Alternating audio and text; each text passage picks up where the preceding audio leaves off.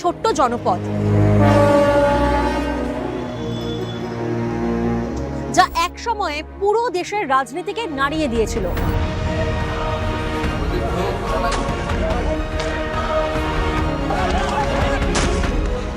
একদিকে গাড়ি কারখানার জন্য জমি অধিগ্রহণ, আরেকদিকে একটি আন্দোলন, যে আন্দোলনের নেতৃত্ব দিয়েছিলেন মমতা বন্দ্যোপাধ্যায়। আর তারপর ক্ষমতার পালাবদল। কেটে গিয়েছে দীর্ঘ 20 বছর, 2006 থেকে 2026। 2011-তে যে নির্বাচনে ডিসাইডিং ফ্যাক্টর হয়ে ওঠে এই জনপদ, 2026-এ এসে দাঁড়িয়ে আবারও এক ভোটের মুখে আবারও প্রাসঙ্গিক এই সিঙ্গুর।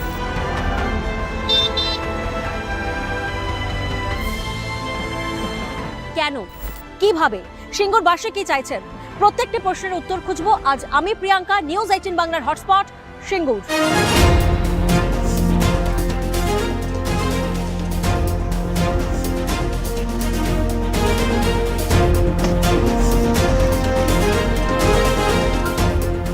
আবারও একটি ভোট আর আবারও রাজনৈতিক চাপানোটা সিঙ্গুরকে নিয়ে।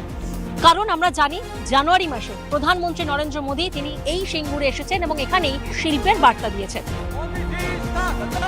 সিঙ্গুরের এই পবিত্র ভূমিকে আমার প্রণাম। BJP one district one product scheme के तहत हर जिले के ऐसे प्रोडक्ट को प्रोत्साहन देगी और ये मोदी की गारंटी है। ঠিক তার 10 দিন পর আমরা কি দেখলাম, মুখ্যমন্ত্রী মমতা বন্দ্যোপাধ্যায় তিনিও এই সিঙ্গুরে এসেছেন এবং তিনি একাধিক উন্নয়ন ও প্রকল্পের ঘোষণা করেছেন।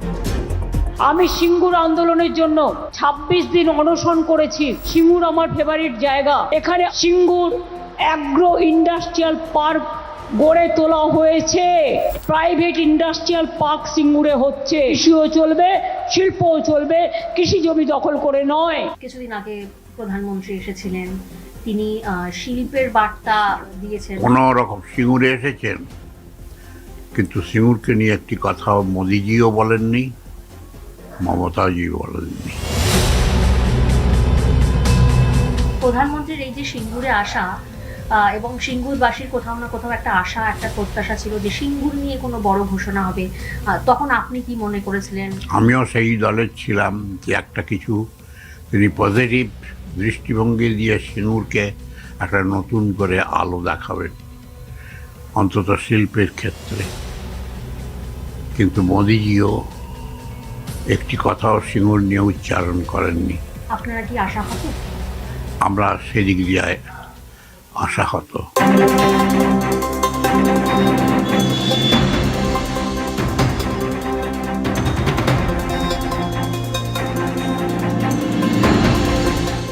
দাদা, কিছুদিন আগেই প্রধানমন্ত্রী নরেন্দ্র মোদী তিনি এই সিঙ্গুরে এসে সভা করেছেন। ঠিক তার 10 দিন পর আমরা দেখেছি মুখ্যমন্ত্রী মমতা বন্দ্যোপাধ্যায় তিনিও এসেছেন। আপনাদের কি আশা প্রত্যাশা ছিল? আমরা আশ্বস্ত মানছি মাননীয় মুখ্যমন্ত্রী মমতা বন্দ্যোপাধ্যায় যে সমস্ত প্রকল্প ঘোষণা করেছেন সেগুলো আমরা বাস্তবে অনেক রূপায়িত দেখতে পাচ্ছি। কিন্তু মাননীয় নরেন্দ্র মোদী প্রধানমন্ত্রী এসেছিলেন, আমরা আশা করেছিলাম যে শিল্পের একটা বার্তা দিয়ে যাবে, যে এখানে শিল্প হোক। এই পবিত্র মাটি বলে সম্বর্ধনা দিয়েছেন এই আমাদের এই কৃষি আন্দোলনে যেখানে এসেছিলেন। কিন্তু ওনার মধ্যে শিল্পের বার্তা কোনো ছিল না। আমরা সেটা আশা করেছিলাম, সেটা নিরাশা হয়েছে।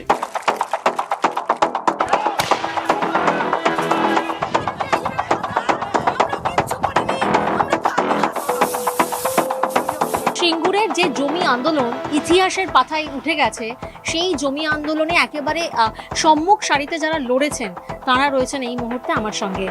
জমি পেয়েছেন? জমি পেয়েছি। সেই জমিতে চাষবাস হচ্ছে? হ্যাঁ, আলু হয়েছে, আলুর দর আছে। আলু তো হয়েছে, আলুর দর নেই।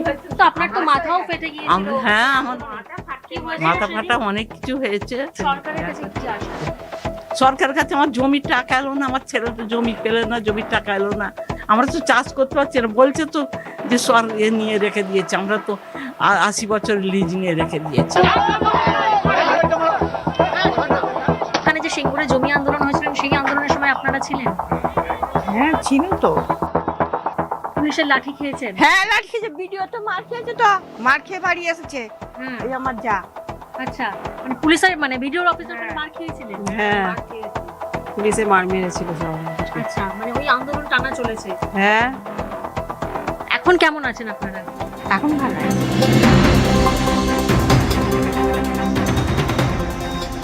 ভোটের মুখে কি সিঙ্গুর নিয়ে রাজনীতি হয়? 100 বার রাজনীতি না হলে আজকে চাষিরা, সিঙ্গুরের চাষিরা মার খাচ্ছে কেন? তো এখানে সিঙ্গুরবাসীরা তারা কি কৃষিকাজ নিয়ে তারা কি সন্তুষ্ট? কৃষিকাজ নিয়ে সন্তুষ্ট অবশ্যই, কিন্তু কিছু সংখ্যক ব্যক্তি বলছে যে ওই কারখানাটা হলেই ভালো হতো।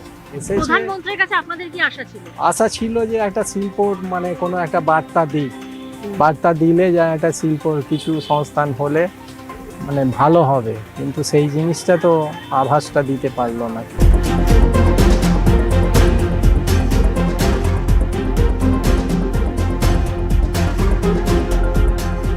দাদা, আবারও তো একটি ভোট আসছে। 2011-র পর থেকে 2026 সিঙ্গুরের ছবিটা কি বদলেছে? কৃষিকাজ কেমন হচ্ছে? কৃষিকাজ সিঙ্গুরে আগে যেমন ছিল সেইভাবেই চলছে। কৃষিকাজে সিঙ্গুরে কোনো ঘাটতি নেই, এবং যে আমাদের এটা হয়তো প্রজেক্টের পাশেই, প্রজেক্টে যে আমাদের এরিয়া ছিল সেখানে এখন যে ধান অফ সিজন যেটা আমরা ধান বলি, ওই ধানের চাষ হয়েছে, বিভিন্নভাবে ধানের চাষ চলছে। চাইছেন এবার কি চাইছেন আপনারা? আমরা চাইছি যেটা আমাদের কৃষিকাজ করে খেতে হবে সেটা তো আমাদের করতেই হবে। এবার যদি কোনো শিল্প আসে, আমরা তো চাইছি যে 600 একর আছে ওনার মধ্যে, ওটার মধ্যে শিল্প হোক না, উর্বর জমিটা রেখে, তাহলে শিল্পও বাঁচবে, কৃষিও বাঁচবে, আমরা তো চাই। দাদা, চাষবাস কেমন হচ্ছে? চাষবাস তো ভালোই হচ্ছে, চাষবাস তো ভালোই করছি, এবং এবছর আমাদের আলু কপি ভালোই ফলেছে, হ্যাঁ, কিন্তু ব্যাপার হচ্ছে যেভাবে ফলেছে সে দামটা আমরা পাচ্ছি না, এই দিক থেকে আমরা একটু ক্ষতিগ্রস্ত হয়েছে। দাদা কেমন আছেন? ভালো নেই। কি অসুবিধা? অসুবিধা বলতে আপনার এই যে আমরা কৃষকরা আলু চাষ করেছি, হ্যাঁ, এই আলু কি করব এই নিয়ে চিন্তা ভাবনা।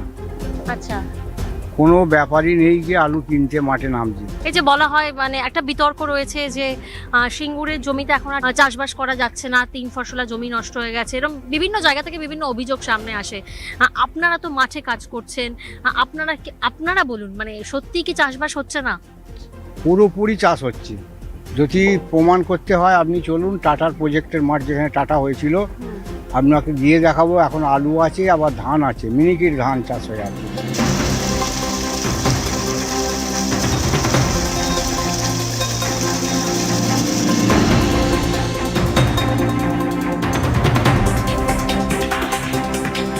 এই সেই জমি টাটারা অধিগৃহীত করেছিলেন, এবং সেখানে মৌজা আপনারা দেখতে পাচ্ছেন 20 বছর পেরিয়েছে, লেখা অস্পষ্ট হয়ে গেছে।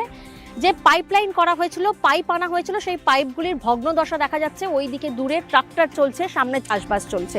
এই হলো সিঙ্গুরের ওভারঅল ছবিটা। আরও একটি ভোট আসছে, আর প্রত্যেকবার ভোটের আগে একটা প্রশ্নই বারবার সামনে আসে যে শিল্প নাকি জমি, কর্মসংস্থান নাকি কৃষকের অধিকার। এবার এই ভোটের আগে কোন ইস্যুতে বাজি ধরবে সিঙ্গুরের রাজনীতি, এখন সেটাই দেখার।